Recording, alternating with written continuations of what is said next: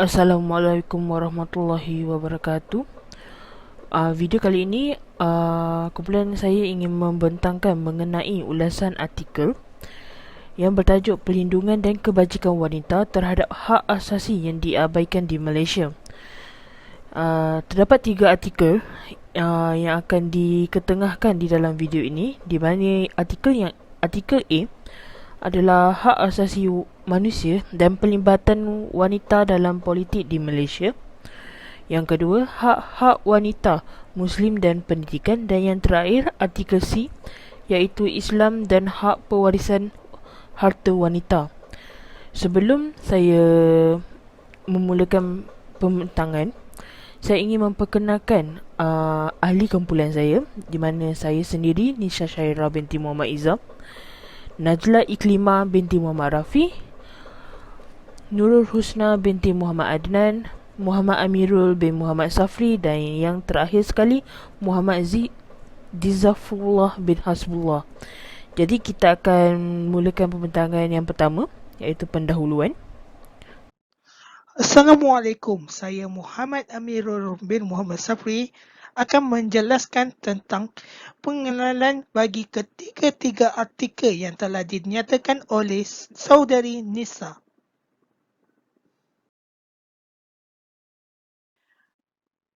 Di dalam artikel A, penyelidik menerangkan dalam pengenalan berkenaan hak asasi manusia.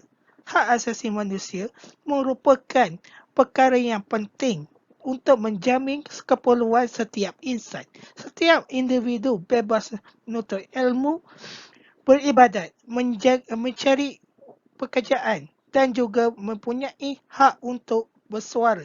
Di Malaysia terdapat hak-hak tertentu yang telah digariskan di dalam Perlembagaan Negara untuk semua rakyat Malaysia termasuklah golongan wanita.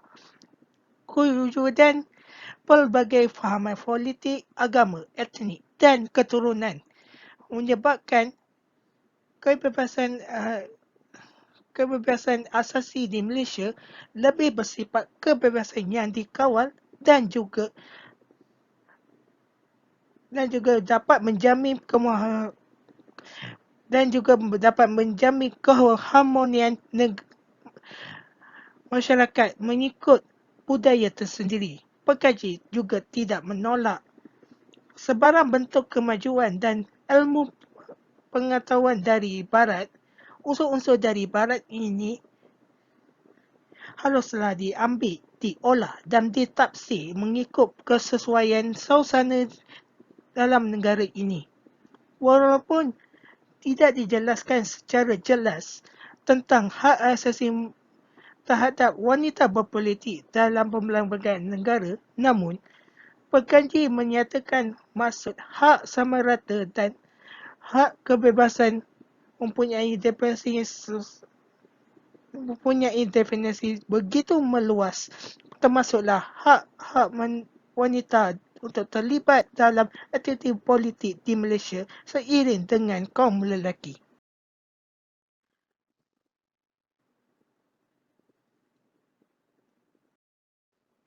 Sementara itu, di dalam artikel B pula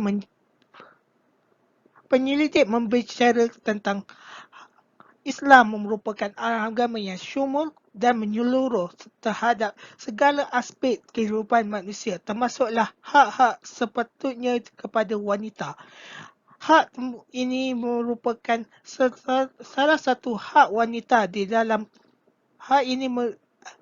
ini merupakan salah satu hak wanita dalam pendidikan. Umum mengetahui bahawa wahyu pertama yang diterima oleh Nabi Muhammad SAW iaitu ayat pertama surah Al-Alaq yang bermaksud bacalah wahai Muhammad dengan nama Tuhan yang menciptakan, di mana ayat ini jelas menerangkan bahawa agama Islam menitik pada tentang ilmu kepada umatnya. Selain itu, pendidikan hak wanita juga penting dalam liputan sejarah Islam seperti mana peringatan Rasulullah dalam khutbah tarikhnya terhadap umat Islam agar memelihara dan memberikan hak-hak sepatutnya kepada kaum wanita tanpa sebarang diskriminasi dalam usaha untuk mempertabatkan hak wanita Muslim dalam pendidikan.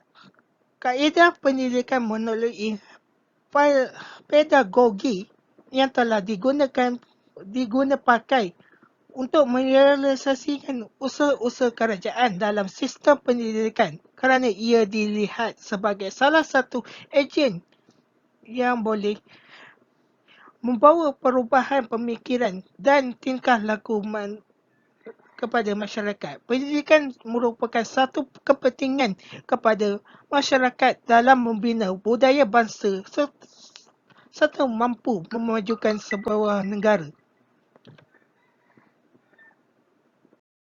Selain itu, di artikel C, penyelidik menerangkan maksud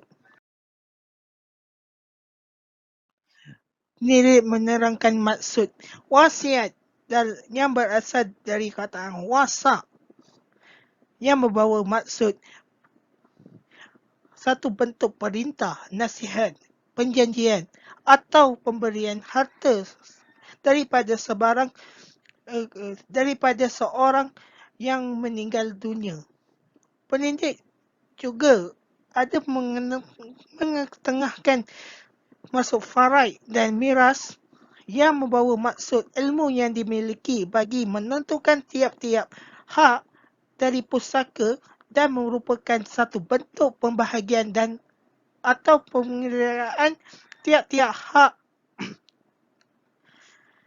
satu bentuk pembahagian atau pengiraan yang ditetapkan oleh syarak dalam pembahagian harta pengendalian si mati kepada waris yang layak menerimanya.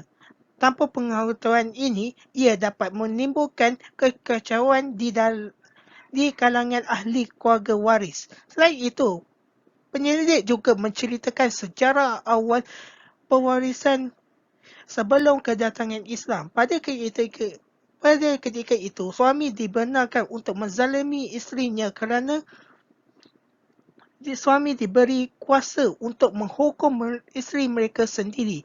Darjat wanita ketika itu dipandang rendah dan tidak dipedulikan kerana dianggap sebagai kaum yang lemah dan sering ditindas oleh kaum lelaki. Di dalam undang-undang Rom, apabila wanita itu dikahwini, segala harta dan diri mereka menjadi hak suami dan isteri dia juga dianggap sebagai harta yang dibeli. Hal ini berakhir apabila kedatangan Islam sebagai agama yang suci dan syumul yang mengangkat martabat kedudukan kaum wanita serta menaikkan status mereka sebagai ibu kepada semua lelaki. Kedatangan Islam ketika itu menyelamatkan semua wanita daripada terus ditindih dan dihina. Seterusnya, Saudara Zafrullah akan menerangkan tentang penyataan masalah dan objektif kajian.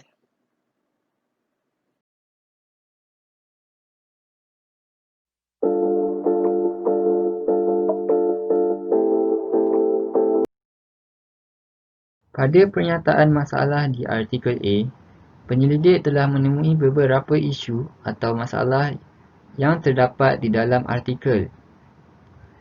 Salah satu isu yang diperkatakan adalah kerajaan masih tidak membuat rancangan bagi meningkatkan jumlah wanita di jabatan-jabatan awam. Yang kedua, ketiadaan parti wanita telah menutup harapan kaum wanita dalam membawa suara hak wanita. Dan yang ketiga, terdapat beberapa parti politik yang tidak meletakkan kuota yang berkaitan pelibatan wanita dalam parti mereka. Isu yang keempat telah berlakunya suasana persekitaran politik yang tidak selesa dan bahaya terhadap wanita apabila berlakunya pertengkaran yang berbau seksis di dalam dan di luar Dewan Parlimen. Yang terakhir, terdapat kes-kes yang boleh menakutkan kaum wanita dalam politik seperti Sarasvati Mutu merupakan naib presiden bagi Parti Sosialis Malaysia (PSM) yang dituduh tanpa sebarang bukti yang mengakibatkan beliau digantung tugas. Selain itu, Ampiga Srinivasan merupakan bekas pengurusi bersih 2.0 yang pernah mendapat ugutan bunuh. Isu-isu ini telah membuka mata kaum wanita untuk menubuhkan parti wanita yang baharu. Dengan parti-parti baru ini telah mengeluarkan dasar yang mengandungi penghapusan diskriminasi terhadap wanita. Di dalam objektif kajian ini, penyelidik ataupun pengkaji telah mensasarkan dua objektif yang perlu dicapai di dalam kajian ini. Salah satunya adalah objektif yang pertama adalah untuk mengenal pasti hak kebebasan asasi diperuntukkan oleh Perlembagaan Persekutuan dan Piagam Hak Asasi Manusia bagi setiap rakyat. Selain itu, objektif yang kedua adalah untuk mengenal pasti perbandingan pencapaian calon Parlimen wanita dalam pilihan raya umum pada tahun 1999, 2004 dan 2008 di Malaysia. Di dalam pernyataan masalah untuk artikel B ini, ia menceritakan isu-isu hak wanita dan pendidikan daripada perspektif Islam yang perlu diberi perhatian. Di antara isu-isu yang dibincangkan adalah apabila seorang isteri yang dikasari oleh suaminya sehingga berlakunya kezaliman seperti ditampar, ditendang dan dipijak ketika hamil. Tambahan pula, selepas pertelingkaran itu berlaku, isterinya ditinggalkan oleh suaminya tanpa sebarang nafkah. Dan dari situ, ia telah berlakunya kezaliman terhadap isteri, iaitu kaum wanita. Tidak lupa juga kanak-kanak perempuan yang dipaksa kahwin oleh bapanya di atas alasan yang tidak munasabah itu. Hal ini telah meningkatkan lagi semangat feminisme dalam menyuarakan hak mereka untuk memperjuangkan kebebasan wanita dari sebarang keganasan dan penindasan daripada kaum lelaki. Dalam bahagian objektif kajian ini, pengkaji telah mensasarkan 3 objektif yang perlu dicapai dalam kajian ini untuk menjawab persoalan kajian. Objektif yang pertama adalah untuk mengenal pasti penerapan nilai dan sesuatu budaya melalui pendekatan pedagogi dalam merealisasikan objektif pengajaran. Objektif yang kedua adalah untuk mengenal pasti perjuangan feminis di persada antarabangsa dan di Malaysia. Objektif yang terakhir adalah untuk mengenal pasti pengajaran dalam pendidikan hak-hak wanita Muslim.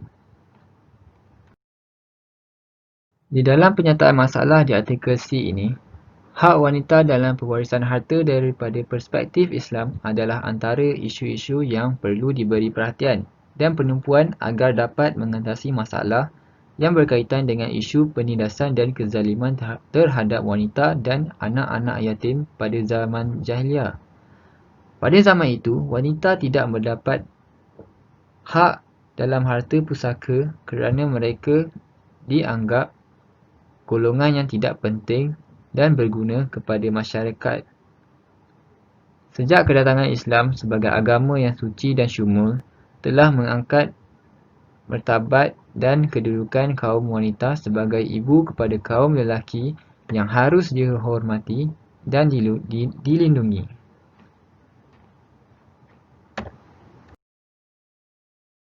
Untuk bahagian objektif kajian, pengkaji ataupun penyelidik telah mensasarkan 2 objektif yang perlu dicapai dalam kajian ini untuk menjawab persoalan. Objektif yang pertama adalah untuk mengenal pasti hak wanita dalam pewarisan harta pada zaman jahiliah sebelum dan selepas kedatangan Islam. Yang kedua adalah untuk mengenal pasti hak wanita dan anak yatim dalam pewarisan harta yang terdapat di dalam surah Al-Nisa.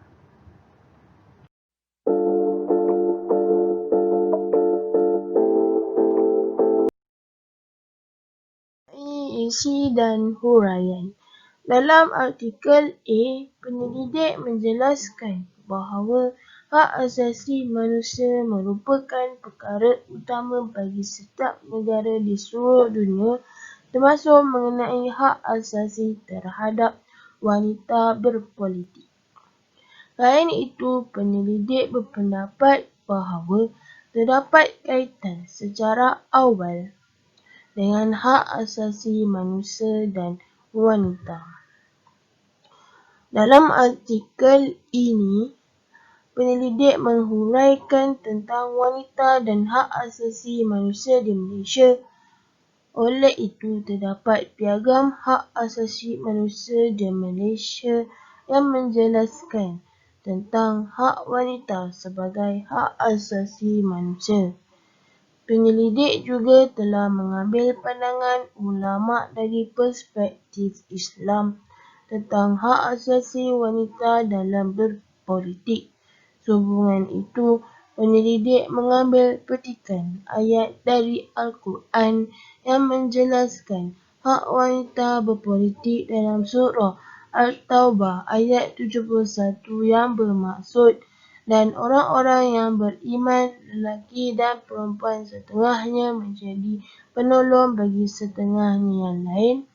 Mereka menyuruh berbuat kebaikan dan melarang daripada berbuat kejahatan. Justru itu, penyelidik juga menyatakan dalam artikel ini tentang hak asasi wanita mengikut Perlembagaan Malaysia. Oleh hal yang demikian, penyelidik juga telah mengaitkan artikel dengan sejarah politik Malaysia yang menunjukkan wanita bergiat secara aktif dalam politik.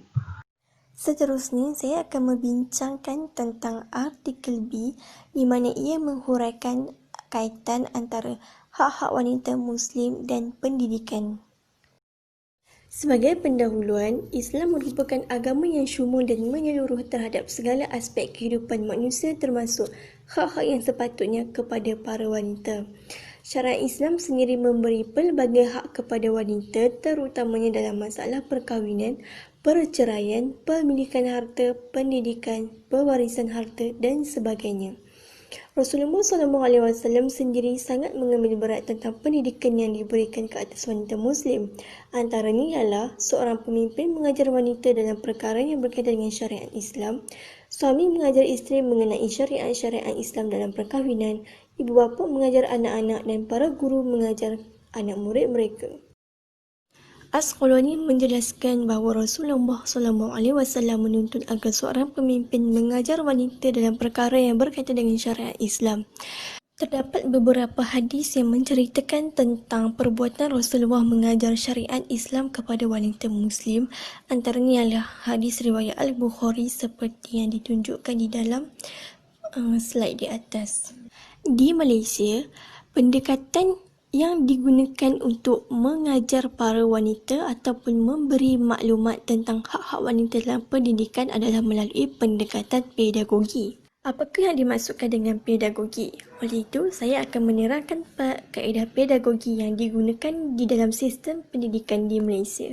Kaedah pedagogi merupakan satu cabang ilmu yang membincangkan kaedah pengajaran murid dan ia merupakan faktor utama yang perlu diambil perhatian dalam menarik minat pelajar dalam melibatkan diri semasa pengajaran pendidikan hak asasi manusia dilaksanakan.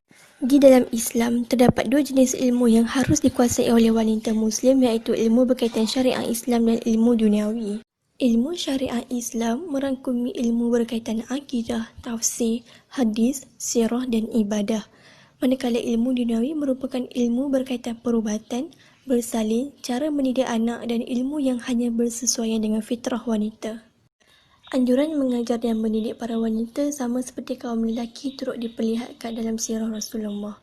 Baginda memastikan wanita mendapat hak pendidikan yang sama seperti para lelaki lain.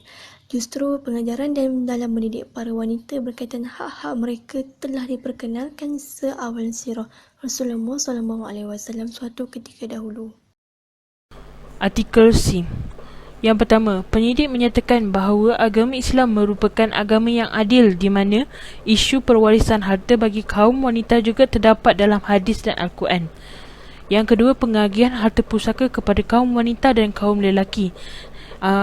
Ini dapat dijelaskan melalui surah An-Nisa ayat yang ke-7 yang bermaksud bagi kaum lelaki bahagian pusaka yang berhak dimiliki olehnya daripada peninggalan ibu bapanya dan kaum kerabatnya, manakala bagi kaum wanita pula mereka berhak memiliki sebahagian pusaka daripada peninggalan ibu bapa dan kaum kerabatnya. Oleh yang demikian, melalui ayat ini kita dapat lihat yang jumlah dan kadar harta yang dibahagikan kepada pewaris tidaklah sama rata. Ianya kerana kaum lelaki mendapat lebih banyak daripada kaum wanita disebabkan kaum lelaki mempunyai tanggungjawab yang lebih besar sebagai suami berbanding kaum wanita, yang membuatkan pembahagian harta pusaka bagi kaum lelaki ditetapkan dengan kadar yang lebih tinggi. Yang ketiga adalah hibah, pemberian harta secara sukarela. Seperti dalam ayat surah An-Nisa, kebiasaannya kita mengetahui bahawa lelaki mendapat jumlah harta pusaka yang diagihkan lebih banyak.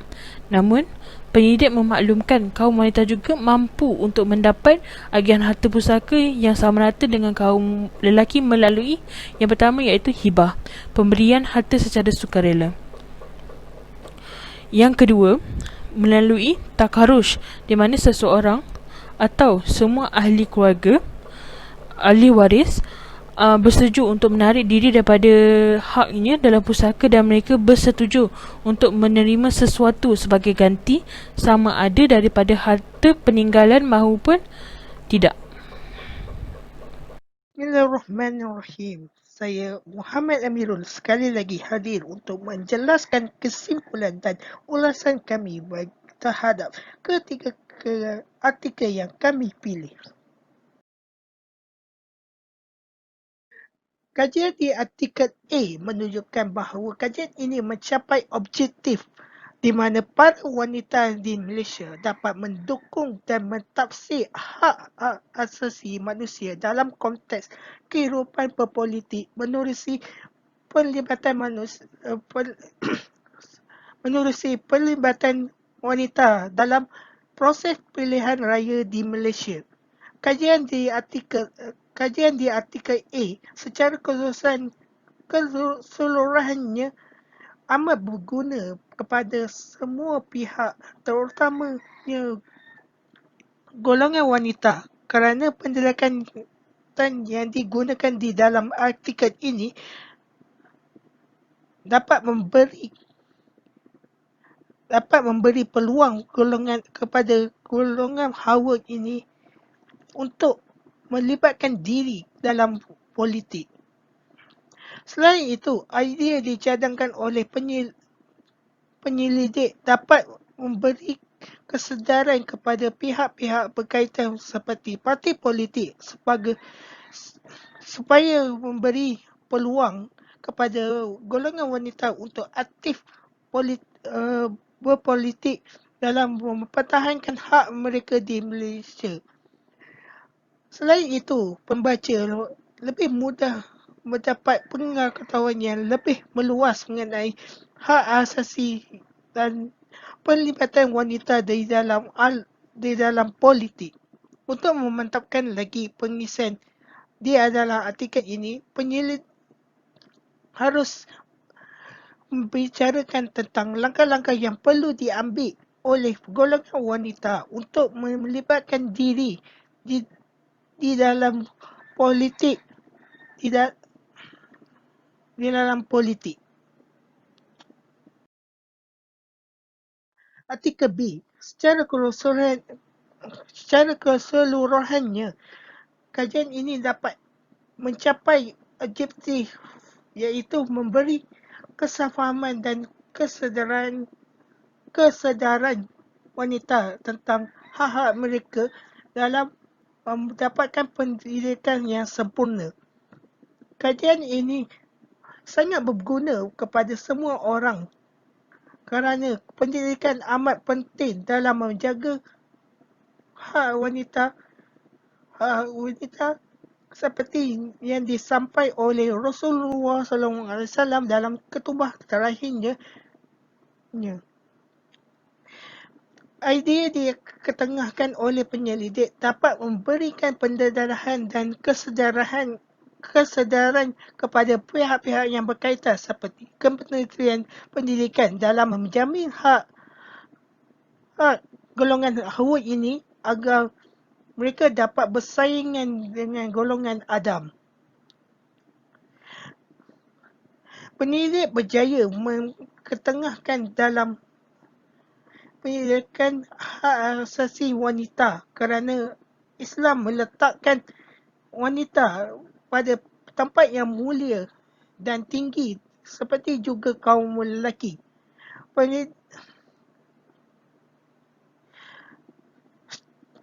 Penyelidik seharusnya menyatakan peranan NGC terlibat dalam melindungi hak pendidikan dan hak asasi manusia untuk memantapkan lagi hujah di dalam artikel ini.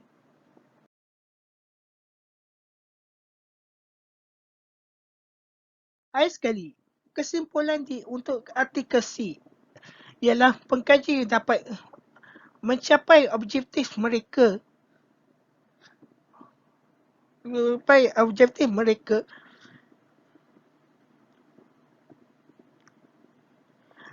di dalam kajian iaitu memberi kesedaran kepada para wanita tentang hak mereka di dalam pembahagian harta mengikut undang-undang syariat. Kajian ini secara konklusinya amat membantu kepada semua individu secara khususnya golongan wanita dalam memelihara hak mereka di dalam pembahagian harta seperti yang digariskan di dalam syariat Islam. Selain itu, idea yang dicadangkan oleh penyelidik dapat memberi kesedaran kepada pihak-pihak berkaitan dalam melindungi hak mereka dalam pembahagian harta agar mereka dapat mendapat bahagian mereka yang sepatutnya. Selain itu, pembaca lebih mudah mendapat pengetahuan yang meluas mengenai hak wanita di dalam pewarisan harta seperti yang digariskan di dalam ayat suci Al-Quran. Penyelidik seharusnya memasukkan hadis-hadis berkaitan wanita dengan pembahagian harta untuk mengukuhkan lagi pengisian mereka di dalam artikel ini. Daripada kami kumpulan Nisha Syahira di dalam pembandakan ini. Saya sebagai wakil ingin memohon maaf jika ada kesilapan dan kesalahan di dalam pembantangan ini. Yang baik daripada Allah, yang buruknya datang daripada kekhilafan kami sendiri. Sekian. Wassalamualaikum warahmatullahi wabarakatuh. Terima kasih kerana mendengar pembantangan kami.